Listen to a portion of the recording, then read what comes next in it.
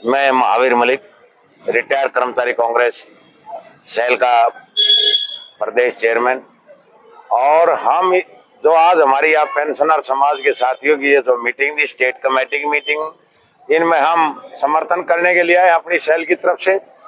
दूसरा, हम ये कहना चाहते हैं कि सरकार जिस तरीके से बेरुखी से चल रही है और किसी की सुनाई नहीं कर रही, ये सरकार के लिए, मौजूदा सरकार के लिए काफी घातक सिद्ध होगा। आने वाले समय में यदि इसी तरह का नायब श्रेणी भी मनोहर लाल खट्टर जैसा रुख रखते हैं तो ये सरकार बिल्कुल सत्ता विहीन होगी। लोग इनके विरुद्ध खड़े हो चुके हैं और रिटायर कर्मचारी कांग्रेस सेल ने अपने पूरे हरियाणा के अंदर अपनी डिस्ट्रिक्ट कमेटियां और ब्लॉक और हल्का कमेटियां का गठन किया है और निचले स्तर तक हम इस सरकार की जन विरोधी नीतियों को, कर्मचारी विरोधी नीतियों को और किसान विरोधी नीतियों को जन जन तक पहुंचाने में बिल्कुल लगे हुए। समर्थन किया आप लोगों ने, क्या कहना चाहेंगे समर्थन को लेकर के? क्या जो पेंशन समाज की जो मांगे हैं उनको पूरा? देखिए, ये हमारे देश के वरिष्ठ नागरिक हैं और प्रबुद्ध नागरिक है कर्मचारी।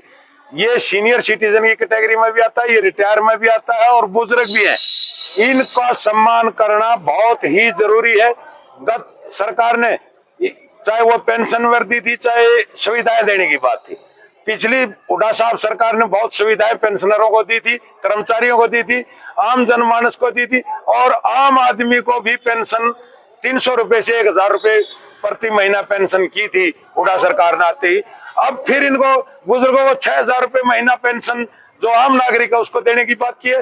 दूसरा, हमारे पेंशनर के लिए जो 65, 70, 75 साल की हमारी एक नीति बनी थी, खट्टर साहब ने आते ही उसको रद्द कर दिया था। हुड्डा साहब ने स्वीकार किया कि आते ही उस नीति को दोबारा लागू करूंगा, 60 साल की उम्र करूंगा और रेगुलर भर्ती करूंगा, ओपीएस लागू करूंगा। ये सारी नीतियां हुड्डा साहब ने किया है। तब ये मंच हम पूरी ताकत और संघर्ष के साथ लगे हुए हैं, क्योंकि इस सत्यानाशी नीति लाने वाली बीजेपी सरकार को सत्ता से विहीन करेंगे। मेरा कहना मतलब ये है कि जिस तरह से इनकी डिमांड है कि आज सरकार कांग्रेस की आती है तो इनकी पेंशन समाज की मांगे पूरी करवाएंगे आप? हमने मैनिफेस्टो में दिया, 11 मांगे हैं हमारी पेंशनर समाज की, रिटायर कर्मचारियों की, एक्स सर्विसमैन डिपार्टमेंट की, सभी को मिलके ये एक सेल बनी है और सभी की मांगे हमने 11 सूत्री मांग पत्र दीपक बावरिया जी को भेजा है, हमने प्रदेश अध्यक्ष उदय भान जी को भेजा है और हमारी जो मैनिफेस्टो कमेटी की चेयरमैन बड़ाई गीता बुकल जी, उनके पास भेज दिया हमने।